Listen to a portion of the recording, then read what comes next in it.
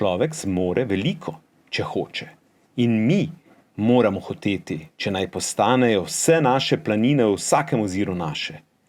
Kdor izmed narodov se zadovolji z majhnim, izgine.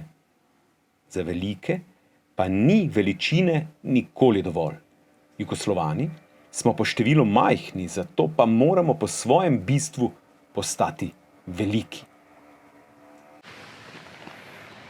Konec 19. stoletja se je tovrsten nacionalni boj, takrat sicer med planinci, Slovenci in predvsem Nemci, že odvijal v naših gorah. Nemci in Slovenci so s svojimi planinskimi društvi tekmovali, med sabo markirali planinske poti, svoje koče.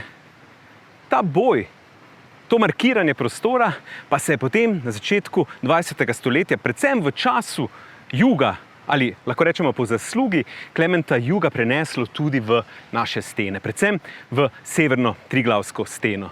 Tako imamo iz tistega časa danes v steni smeri z zelo značilnimi imeni: slovenska smer, nemška smer, bavarska smer, gorenjska smer in tako naprej.